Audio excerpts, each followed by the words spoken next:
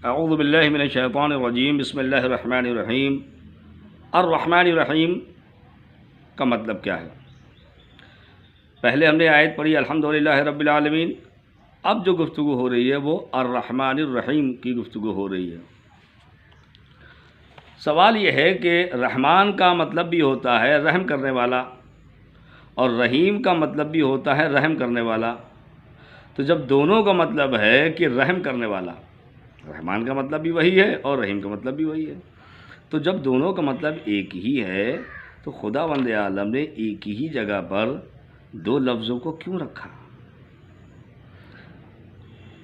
الرحمن الرحیم، خالی الرحمن کہہ دیتا بات ختم ہو جاتی کہ رحم کرنے والا ہے، صرف کہہ دیتا الرحیم بسم اللہ، یہ بسم اللہ اس میں بھی ہے بسم اللہ الرحمن الرحیم، اور اس کے بعد یہ سورہ حمد جب آپ شروع کرتے ہیں تو الحمدللہ رب العالمین کے بعد بھی یہی آتا ہے الرحمن الرحیم۔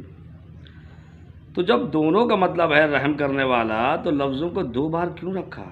ایک لفظ کافی تھا بظاہر، ایک عام نگاہ سے دیکھا جائے تو ایک دفعہ کہہ دینا کافی ہے کہ وہ رحم کرنے والا ہے۔ پھر یہ لفظوں کو دو لفظ کیوں رکھے رحم کے لیے؟ رحمان بھی رکھا اور رحیم بھی رکھا۔ تو علماء اس سلسلے میں بیان فرماتے ہیں کہ فرق ہے۔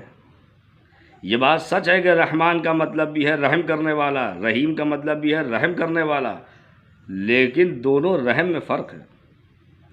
فرق کیا بیان کیا جاتا ہے؟ فرق یہ بیان کیا جاتا ہے کہ رحمان خدا ہے دنیا میں اور رحیم ہے آخرت میں۔ دنیا میں خدا رحمان ہے یعنی سب پر رحم کرنے والا ہے، اور آخرت میں رحمان نہیں ہے، وہ رحیم ہے، وہ سب پر رحم نہیں کرے گا، وہ اپنوں پر ہی رحم کرے گا۔ ٹھیک ہے؟ تو خدا رحمان بھی ہے رحیم بھی ہے، دونوں کا مطلب ہے رحم کرنے والا، مگر فرق کیا ہے؟ فرق یہ ہے کہ خدا رحمان ہے دنیا میں اور رحیم ہے آخرت میں، یعنی یہاں رحم وہ سب پر کرے گا، یہاں وہ فرعون پہ بھی رحم کرے گا، موسیٰ پر بھی کرے گا، ابراہیم پر بھی کرے گا، نمرود پر بھی کرے گا۔ یہاں وہ جو اس کو مانے گا اس پر بھی وہ رحم کرے گا، اور جو نہیں مانے گا اس پر بھی رحم کرے گا۔ یہ ہے رحمان کا مطلب۔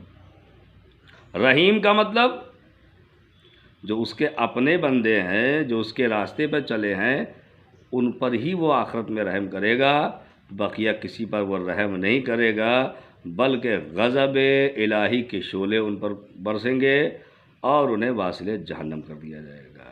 تو آخرت میں وہ رحیم ہے اور دنیا میں رحمان ہے۔ ایک تو یہ مطلب ہے جو بہت واضح ہے، جسے عام طور پہ علماء بیان کرتے ہیں۔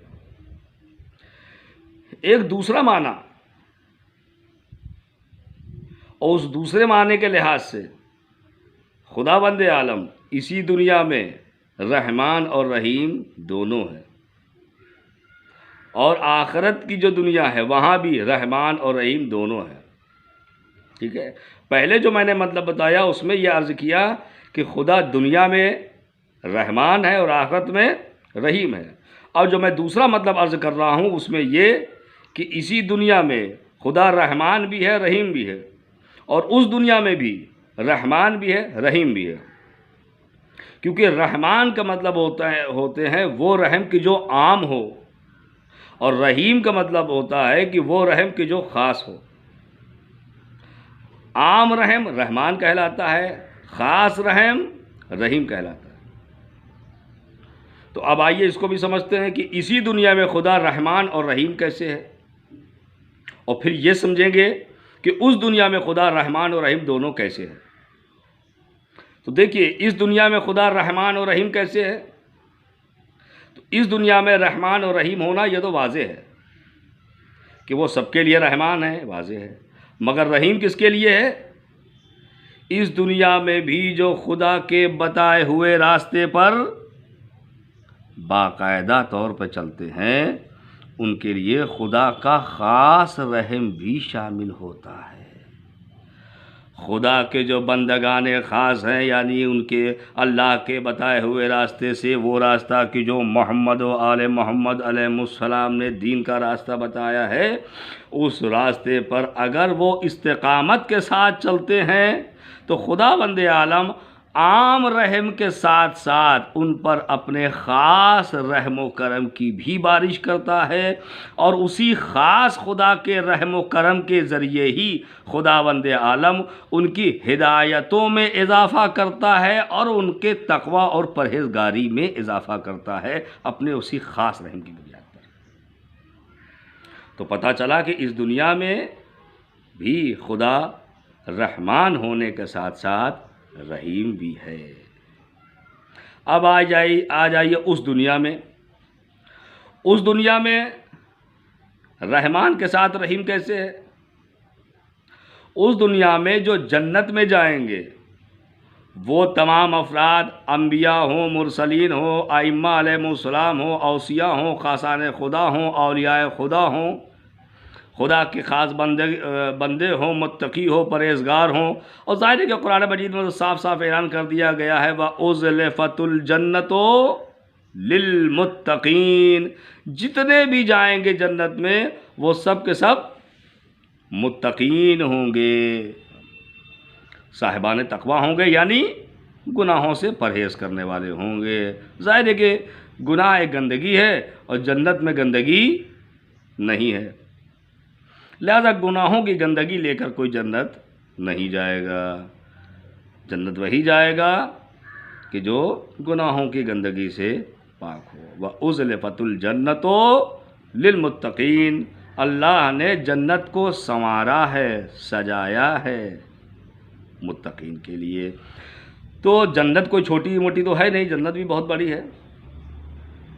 خدا بند عالم قرآن مجید میں ارشاد فرماتا ہے کہ جنت کی صرف چوڑائی زمین اور آسمان کے برابر ہے۔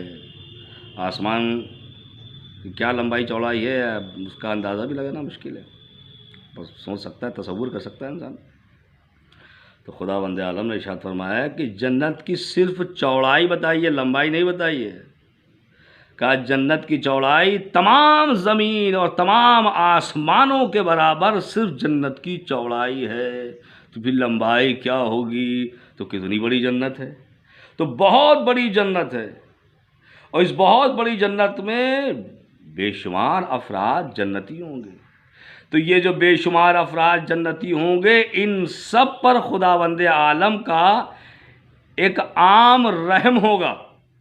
تمام جنتیوں پر جو عام رحم ہوگا وہ رحمان ہونے کی روشنی میں ہوگا، رحمان ہونے کی حیثیت سے تمام کے تمام جنتیوں پر خدا کا عام رحم ہوگا، مگر اس میں بھی خدا کے کچھ بہت خاص بندے ہوں گے، مثلا محمد و آل محمد علیہ السلام، مثلا شہیدان کربلا، یہ خدا کے بہت خاص بندے ہیں۔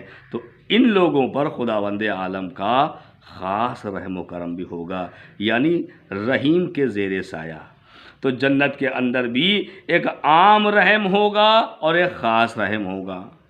عام رحم جو ہوگا وہ رحمان کے زیر سایہ تمام جنتیوں کے شامل حال ہوگا، اور جو خاص رحم ہوگا وہ خدا کے بہت ہی چنندہ بندوں کے ساتھ خاص رحم ہوگا، یہ اس کے رحیم ہونے کے زیر سایہ شامل حال ہوگا خاص لوگوں کے۔ تو پتہ چلا کہ خداوند عالم ایک معنی کے لحاظ سے اس دنیا میں رحمان ہے، آخرت میں رحیم ہے، اور دوسرے معنی کا لحاظ سے اس دنیا میں بھی رحمان و رحیم ہے اور اس دنیا میں بھی رحمان و رحیم ہے۔ میں سمجھتا ہوں کہ اب یہ رحمان و رحیم کا مطلب آپ حضرات کے لیے واضح ہو گیا ہوگا، تاکہ جب ہم رحمان و رحیم خدا کا نام لیں تو سمجھیں کہ ہم کیا کہہ رہے ہیں، اور جب سمجھ کر کہیں گے تو ظاہر سی بات ہے کہ ہماری معنویت میں اضافہ ہوگا۔ جو ثواب ملے گا وہ اپنی جگہ پر ہے، سب بڑی اہم چیز ہوتی ہے انسان کی معنویت، یہ معنویت میں انشاءاللہ اضافہ ہوگا، روح قوی ہوگی۔ والسلام علیکم ورحمۃ اللہ وبرکاتہ۔